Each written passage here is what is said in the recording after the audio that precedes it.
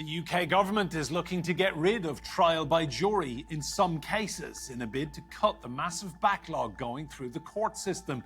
Currently stands at nearly 80,000, meaning victims often have to wait years for justice. But is this really the right thing to do?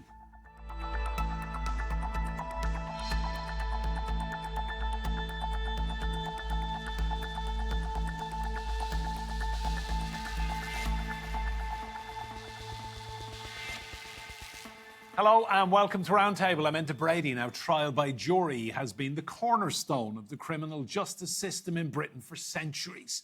But delays in getting cases to trial are so bad in England and Wales that defendants charged with a crime today may not face trial until late 2029 or even 2030. One way of cutting the backlog is to get rid of juries and just have judges listen to the evidence before delivering a verdict. Weathered, battered, but built to endure. The UK's justice system has faced centuries of challenges, but now the system is buckling under a backlog of more than 80,000 cases, and the government wants reform. My responsibility is to ground reform in the rule of law and the right to a fair trial. We will ensure cases are dealt with at the right level proportionate to their severity and deliver the swifter justice victims deserve. While the government hopes that this will fix the crisis in UK courts, the move was met with strong condemnation by the opposition. Our ancestors did not stop bad King John, only to be undone 800 years later by this Prime Minister and his court jester. And all of this because the Justice Secretary can't manage his own department. The roots of the UK's justice system stretch back over 800 years to the Magna Carta, a landmark agreement that laid out the principles that no one, not even the king, is above the law. Only 4 of the original 63 clauses remain in force today, but the principles of timely justice and trial by peers remain at the heart of Britain's courts. For more than 100 years, London's Old Bailey Courthouse has handled some of the UK's most serious criminal trials. In every case, a 12-person jury has determined guilt or innocence. While serious crimes like murder, rape and terrorism will remain largely unchanged, under the government's plans for reform, verdicts for less serious cases will be determined by a single judge. It's raising concerns and questions about how impartial justice can be when there are fewer voices in the room. Well, I guarantee you the jury here is not out on this one. Let's meet our guests. Here with me in the studio, I'm delighted to say we have Danny Shaw. He's a former advisor to the UK Home Secretary, Yvette Cooper. And Fiona Rutherford, who's Chief Executive of Justice. That's a UK legal reform charity. Joining us from Brussels, we have Alexandra von Westernhagen, who is a partner at Keystone Law. And from Nairobi in Kenya, we have Peter Herbert, who is a retired judge. You're all very welcome to this roundtable. Fiona, to you first of all, just how badly broken is the system in the UK that they had to even explore this? Well, after centuries, or decades, I should say, of underinvestment in the justice system, we know that there is now nearly 80,000 cases that are in a backlog. That's basically a waiting list, to use a different term. And that's really as a result of looking at the way in which trials are so inefficient. We know that nearly 3 in 5 trials don't get into a jury at the first hearing when they should, because they are either not ready or prepared, or because the prosecution decide to drop the case at the last minute, or indeed the defendant pleads guilty. So that's nearly 3 in 5 trials are not even touching a jury. It's that inefficient. Danny, we've both covered cases for many, many years in the UK. The one thing that has always struck me is quite how inefficient the system is. There's delays. Everything seems to take so long. It's not surprising the backlog of almost 80,000 cases. Yeah, I mean, jury trials do take longer because you've got to assemble 12 people. Then you have to obviously have a judge, you've got to have the barristers, the court staff and so on. Then you've got to rely on the technology in court buildings. The technology is really not very good. And the court buildings themselves, many of them are in a state of disrepair. So there are huge problems with the infrastructure and there's been a lack of investment, as Fiona said. But as well as that, what we've seen since COVID is an almost doubling of the backlog from around 40,000 to near 80,000, now destined to go up to 100,000 within the next few years unless some radical action is taken. And frankly, the investment that's required to get on top of this is not going to happen. The government simply doesn't have the hundreds of millions of pounds available to spend that would allow you to get the backlog down. That's why we have to take some radical measures which I believe are necessary in terms of limiting jury trials so that they're reserved for the most serious cases, because it's the delays which are really the cancer that's at the heart of this system.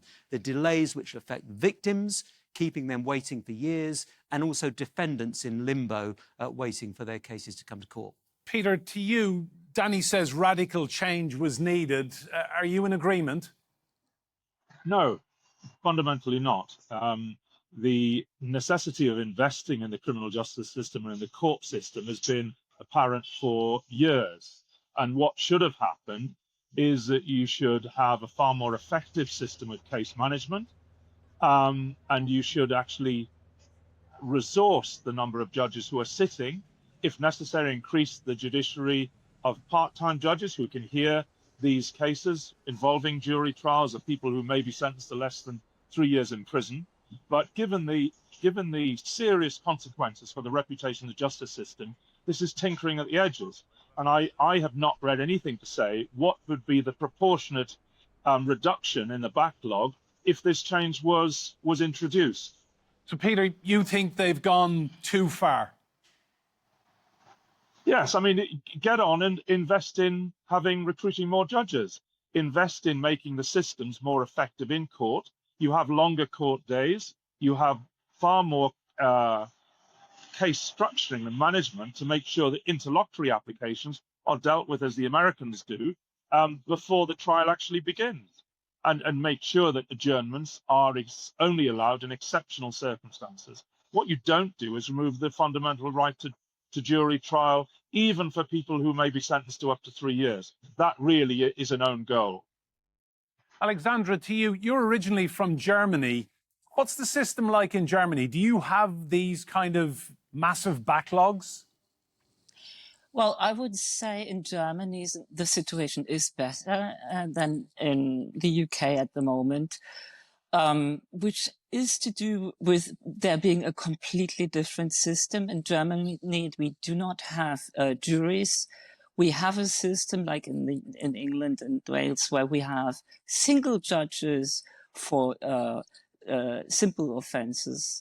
But beyond that, we have a mixed system, mixed professional judges and lay judges. And that works quite well, I would say, because it gives the public the assurance that the public is involved. But also, the judges are professionally trained for several years, and they sit together with the lay judges. So it's a different system. Obviously, it's also a different culture. It's a different judicial culture than the common law system. But yeah, we do not see, I would say, in Germany, this kind of backlog.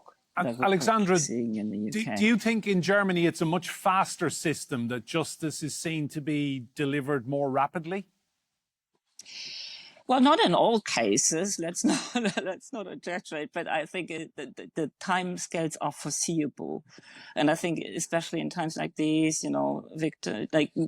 everybody who is subject to such trial has a right to know how long the trial will last, and so that predictability is given. Yes. Thanks, Alexandra. Fiona, to you, just on the issue of the time scale for justice, it affects everyone, doesn't it? A defendant has this hanging over him or her for potentially years, and then you have the victims and the victims' families waiting and waiting, dealing with police liaison officers, going through the system. So someone charged today may not stand trial until maybe 2027, 28?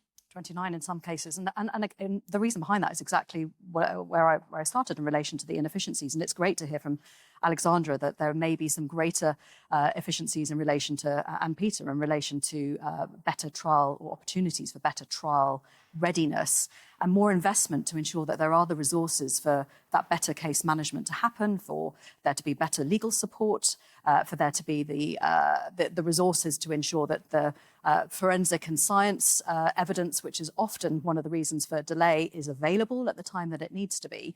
All of those things would make a massive difference and not require the radical position that the government have taken today. I mean, in terms of the victims in particular, because we've heard the government talk a lot about victims, and it's great to hear you ask a question about the defence as well. But in terms of victims, I heard from a rape survivor just last week who had waited just over 3 years for a trial with multiple attackers involved in her case, just over 3 years. She was asked outright, would you prefer to have had a juryless trial or a jury trial? Which would you prefer? And her answer was emphatically, I would prefer to have a jury trial because she thinks it's still the fairest way. And it's trusted. So even somebody with an offence, a very grave offence, even she in those circumstances felt that the jury trial was the better option. Danny, to you, in all my years covering court cases in the UK and the criminal justice system, it's always struck me that it's a very archaic system. In some cases, they still wear wigs from the 1700s. When you bring people who are not legal or media professionals into a courtroom, the optics, it's quite a backwards profession sometimes.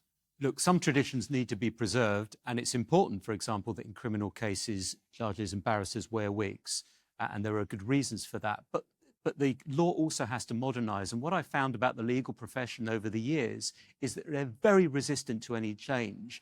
I remember going back 20 years, they opposed changes to the laws called double jeopardy, which allowed people to be tried again for the same offence if there was new and compelling evidence. They were absolutely against that.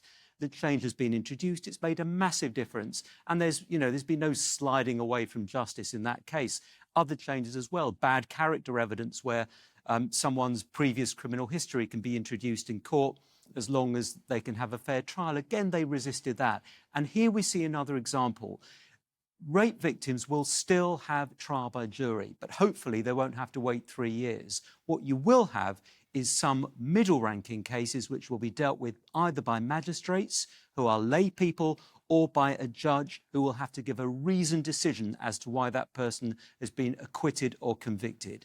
It's a necessary change. I'm afraid if you think that investment is going to solve this problem, you need to wake up and smell the coffee. It's not.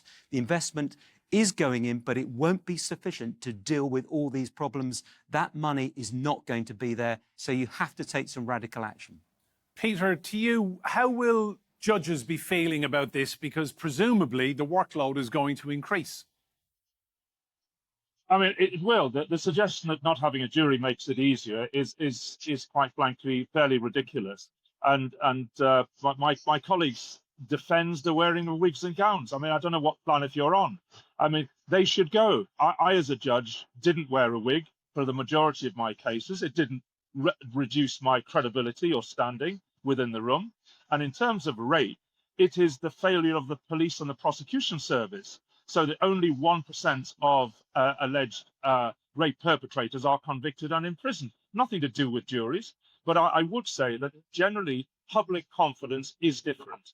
If you can afford to send dozens of cruise missiles at £1 million a time to Ukraine, you can get on and invest in our justice system, which is one of the in terms of the justice system, is still one of the best in the world.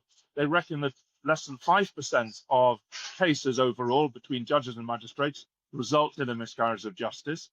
Generally, magistrates are not as well trained as the full-time judiciary or part-time judiciary, and they are necessarily not particularly adept at making written decisions. At the moment, they simply don't have to, unless they're under the Children's Act 1989. So the suggestion on the one hand that we cannot invest, this is somehow a silver bullet. It is absolutely not a silver bullet, but what it does do is undermine the trust and confidence that the whole public has in the justice system. And just one final thought, I have not only sat as a judge, but I've actually sat as a jury member and heard firsthand what ordinary members of the public think about the system. They were impressed by it. They did want to ditch wigs and gowns and all the ridiculously medieval paraphernalia that slows up the process, but they did have faith and confidence in the system that they were part of. Let it stand.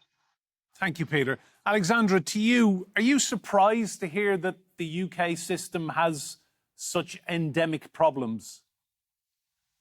Well, because I work in the UK as well, and I've known about it for a long time. I'm not so surprised for that reason already, but also I must say that looking at what's currently being thought of, I think issues might also be elsewhere other than the juries. Investment in training of judges, for example, having a sufficient number of judges that would spring to mind. Yeah, so I'm not surprised. Thank you, Alexandra.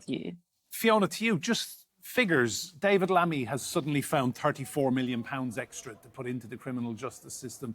That's barely going to touch the surface, is it? It certainly won't do everything that it needs to do to ensure that defence practitioners are in a place to properly support and ensure that efficiency takes place. There's also a figure, I think, that's been quoted today that taking juries out of the system as proposed would save around 20%. And I think there has to be some real caution around that. Even Sir Brian Leveson, who undertook a very thorough review, and there's a number of fantastic proposals in his report, but even he said in relation to this proposal that the figures and the modelling had to be carefully caveated and proper modelling had to be undertaken by the MOJ. So I think there is very little evidence at this point to show that this proposal is going to do what it says it's going to do, notwithstanding all of the other brilliant arguments that have already been made by others. Danny, this UK government, the Prime Minister is a lawyer, the Justice Secretary is a lawyer. Lammy and Starmer, I mean, they know what they're looking at. So how have they managed to get the communications around this so badly wrong the last week or so? Well, that's a very good question. I mean, I think the media handling of this, the communications has been really poor, because what the government has allowed is a sort of a narrative to develop that jury trial is being scrapped, and it's not. Jury trial will remain for the most serious offences. There's a category of offences for which defendants will have either a magistrate or a single judge giving reasons, giving them a fair trial instead. Now, you know, it may be the advice around David Lammy, it may be him himself who needs to get a grip on his communications in his department, because clearly something has gone very wrong in the process. And I do think that the government will struggle to get these proposals through Parliament, through the House of Commons and the House of Lords without some major surgery. And just on the issue of lay magistrates, Danny, just spell out for us, these are volunteers? These are people who willingly give up their time to go and serve the community in this way? They're volunteers drawn from the community who spend a few days every month serving as magistrates. They do have some training. They're obviously not full-time judges, but what they do bring to the system is that kind of lay element of someone in the community, which is also what you have with the jury trial when you have 12 people, deciding on your fate, as it were. You've got the magistrates doing that, so they have that kind of that non-professional input, if you like, into the process, and they hear 90% of cases. So, you know, they are hearing the bulk of cases as it is at the moment. Jury trials account for 3% of all cases. That's all. But they do take longer than other cases. That figure, about 20%, that is talking about a case that could be heard by a judge compared to a jury trial. A case that would be heard by a judge is reckoned it will be 20% faster than if it was heard by a jury, because there are delays built into the jury system. Thank you, Danny. Peter, we're hearing that the UK government wants to make better use of technology as well. I know you're all for change and ditching wigs and gowns and dragging the legal profession into the first quarter of the 21st century. Do you think they'll be resistant to any kind of use of technology that will improve the system?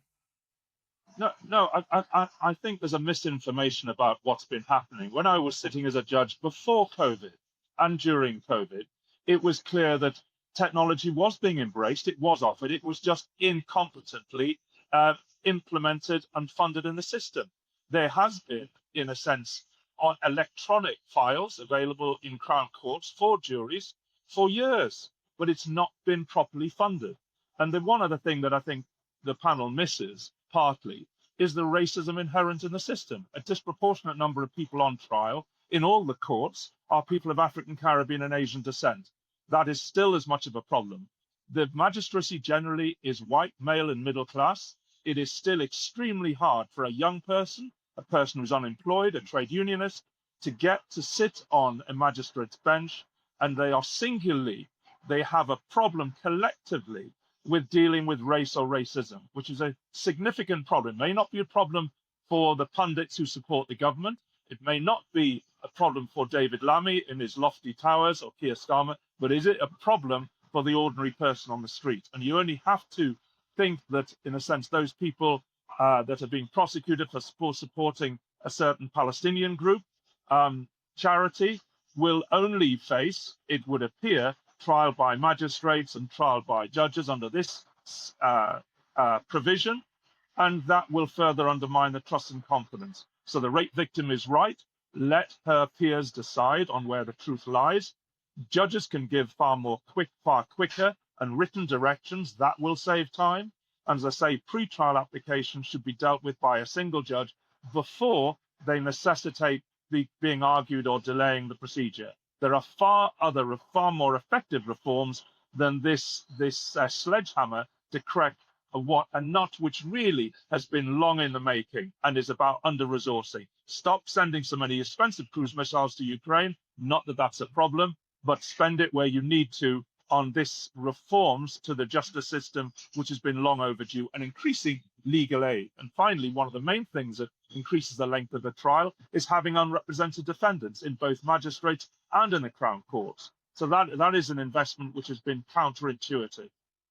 Alexandra, to you, David Lammy, the UK Justice Secretary, he says he's not even convinced that the changes will reduce that backlog by the next election, which is 4 years away. So he doesn't strike me as being hugely confident that the changes being put in place will make much of a difference very quickly. I think he's right. Because as other panel members already mentioned, that I agree with that. I mean, the changes, it is questionable whether these changes alone will lead to speeding up the system. It is, I think, wider reform and also more gradual reforms would be needed to achieve that goal. Fiona, if you had been overseeing this, what's the one change you would have made that they haven't really picked up on, or what would you have gone further on? I don't think there is one change. I think that's the point. These are systemic death by 1,000 cuts type issues that over the last few decades have resulted in the situation that we're in now. So it does require some of the things Peter's talked about. It does require better legal aid. It does require funding to enable better case management. Let's get prisoners to court on time. The government spend approximately £150 million worth on a contract to get prisoners escorted from prison to court. And we know that there are significant delays frequently. Let's ensure that we invest in all of those things and use technology appropriately to find the efficiency so cases aren't relisted over and over and over again. Those are the things that would make the difference. And it's not as a dramatic a policy proposal. And yes, it does cost some money, but the woeful underinvestment is the reason why we're here, and learning the messages, learning from those from their recent history is exactly what we need to do. Thanks, Fiona. As much as people have criticised Starmer and Lammy, Danny, there's one group of politicians who really should be looking at themselves, and it's the Conservative Party and their austerity for 14 years, because truly that is what has got Britain where it is now. Yes, I mean, it's, you know, the gall of Robert Jenrick, who's the Conservative Shadow Justice Secretary, to stand up in the House of Commons and criticise the Labour government for what it's doing is just extraordinary, because his government was the one that introduced the austerity years. The Ministry of Justice budget, that's the department that funds the courts, was cut by 25% between 2010 and 2019. The Crown Prosecution Service suffered deep cuts as well. And all of that laid the groundwork, if you like, for the backlog in the Crown Courts that was growing by the time of COVID. So the Conservatives really are shameless in their criticism of the government now. They are the ones that are really responsible for the underlying problems, whether you agree with what Labour is doing or not. Thank you, Danny. Peter, final point to you. How long until we see an improvement then? I think it will be until well after the next election. One thing that I recall, there's a Chief Justice of Malaysia said in 2014, to my surprise, every case in Malaysia is transcribed electronically through LiveNote.